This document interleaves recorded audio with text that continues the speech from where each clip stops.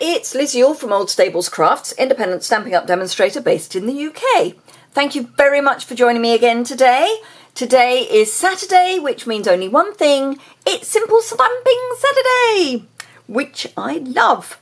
So, today I am using First Frost. This was a stamp set in last year's Autumn Winter catalogue. It was first launched and it came with the Frosted Bouquet framelets.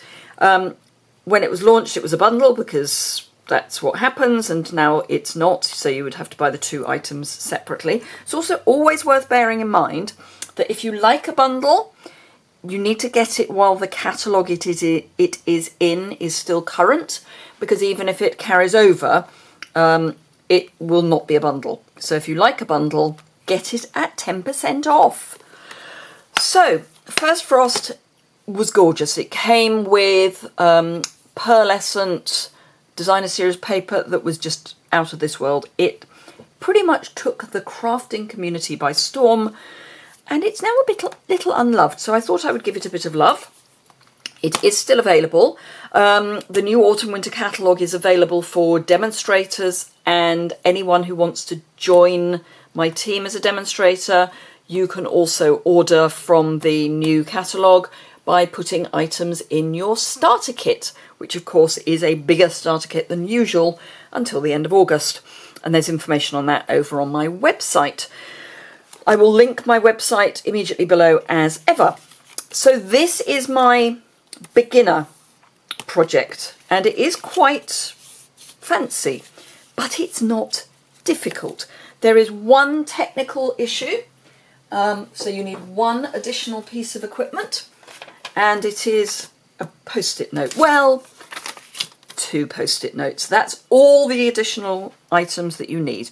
There's 3 ink pads, but you could probably get away with just 2. So yeah, so that's the one we're going to be making together. This is my stepped up version for someone who's got a few more products. So it's the same basic design. That's always the way I work. I start with a note card and envelope because these are fantastic. You get 20 in a pack, and they're pre-scored. They're really, really easy to use. You can get them in Whisper White or Very Vanilla. This obviously is Whisper White. So this is my casual version, which is exactly the same layout, basically, as much as any 2 stamped things are. And then I've taken the basic black marker and I've drawn deliberately crooked, on the basis that if it's deliberately crooked, that's better than it just being crooked. So I've drawn a frame around Whisper White on Cherry Cobbler, because this is Cherry Cobbler ink. So just added some metallic pearls. And then for my, I've got lots of stuff crafter, I have done the same. I've taken out the frame, and instead of that I've put a mat of Cherry Cobbler on a mint macaron card base, because this uses mint macaron, and then I've die cut using the dies some of the flowers. I've done an extra flower just because it balanced better on the bigger, because this was more cramped within the frame. This balanced better, and then I've again added some metallic pearls. So, not complicated, assuming you've got the stuff, but let us have a look at how to make this one. I'm only using 4 stamps. They're now cling, and I've got them in clear mount. I still need to put the backings on and retrofit the cling. So I've got my Whisper White note card, which I will crease. I do like to crease them first, just in case they're not exactly in the middle with the creasing. And for this particular project, it doesn't matter that it's bouncing up and down, because I can just hold it down. I've got a scrap piece of paper, which is the back of my confirmation order thing from Stampin' Up. It's perfectly usable paper, so I'm using that. So let's show you what I'm doing. So as I say, I've got Cherry Cobbler for the flowers, and I'm going to start by inking up the largest flower. Now I like having images hanging off the edge. I think it looks more meant. So again, I've got things hanging off the edge here. I think if you make sure that everything is absolutely squished in, sometimes it can look a little false. And particularly if you're just doing stamping, I think it's worth just making sure that you have something hanging off the edge. So my rose, my big rose. Then I need my technical piece of paper. I just want to make sure that I don't accidentally go over the rose that we've stamped too much anyway. So I'm deliberately coming off the edge, and just want to move that teeny bit. Now if you wanted to, you could stamp on a post-it note and then fussy cut round the edge. It's not worth it. For this, it's not worth it. But that looks now as if it's snuggling behind the larger of the two roses. That's what I need that for. So next, I'm going to stamp the mint macaron. And I've got this leaf and plant image. And all I'm going to do is hopefully line it up so that I'm not going over here, but just in case, again, I'm going to pop my post-it note down and stamp.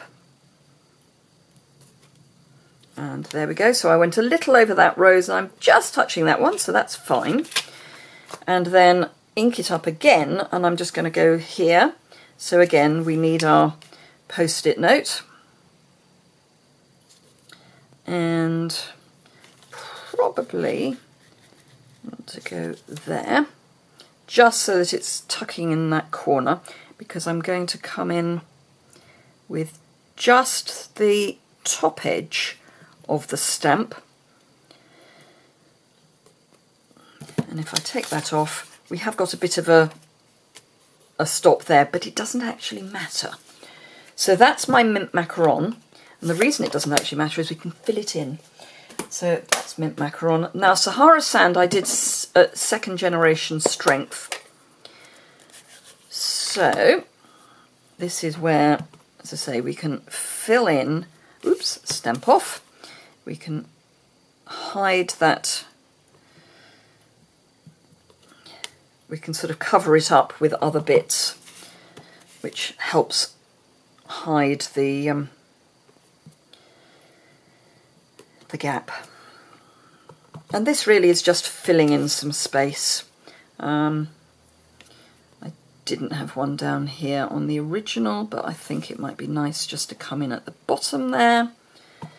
And again, I think it might be nice to come in just here, just to fill that space. So that's our card, but as ever with simple stamping, so you can see that they are as similar as you can get to cards.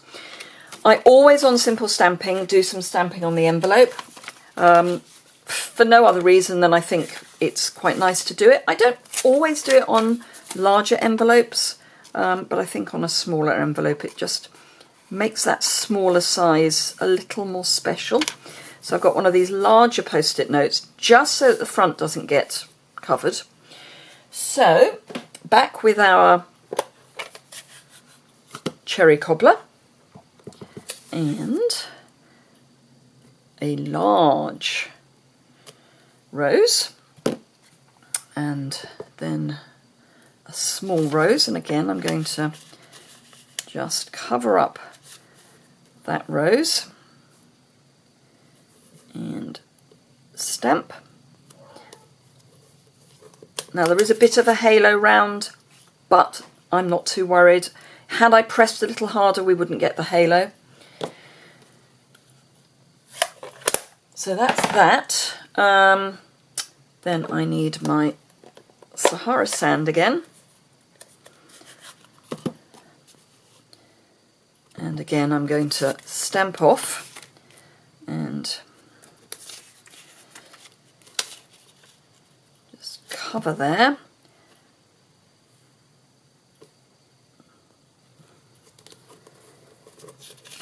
and cover there.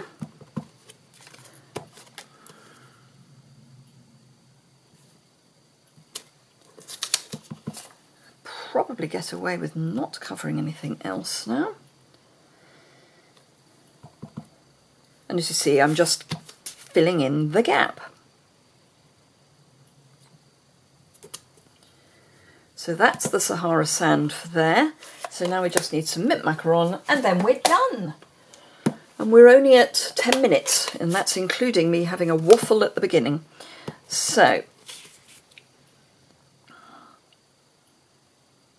and I'm going to use where there is a gap in the stamp, because if there's a gap on the rubber of the stamp and you put your image in that gap, you know you're not going to stamp on your image. So here I've got these 2 roses and this gap here, so I can nestle this way, stamp, and I'm not crossing. And then for the piece at the top here, I'm just going to come in from the top just to fill in the gap. So there we go. Let's close that up, remove our technical mask, and there are our 2 cards made in minutes. Now I'm going to say something that you're probably going to think I'm completely mad about, or to say. So let's bring in the other cards. What I'm going to say is, and I know it's a bit of a stuck record, but we have got the extra promotion at the moment where you get extra items in your starter kit. If you're a new crafter and you're on a limited budget, this is actually quite a good deal, because for £99 including postage, you're going to get £155 worth of product this month and another £8 of product next month, which works out at about a 40% saving. So if you would like to take the plunge and get a really lovely set of items from Stampin' Up, now is the moment to do it, because you can get a lot more for your money. And as I say, I know that sounds completely mad, but why not give it a go? What I think I might do, if I get time, because I'm actually shooting this later than I would normally shoot it, I will try and put together a craft box, like a starter kit, that's about £155, that I think a new crafter would have a great time with. It might just spark some interest. I'll avoid the autumn-winter catalogue, because obviously you can't currently see it. You can only see it if you're either signing up to be a demonstrator or you already are a demonstrator. So I will avoid those items, but I'll see what I can put together for a really nice first time, someone who's taking the plunge into Stampin' Up products and wants to get the best for their money. So thank you very much indeed for watching. I hope you enjoyed this project. It's a little different for a simple stamping Saturday. It's, as I say, it's not complicated. 3 ink pads. If you wanted to bring it down to 2, then I'd probably take out the Sahara sand and do the Sahara sand in stamped off mint macaron. But yeah, thank you very much for watching. I hope you enjoyed it. If you did, please give it a thumbs up. If you would like to see more projects from me, you can hit the subscribe button, which is in the bottom right hand corner.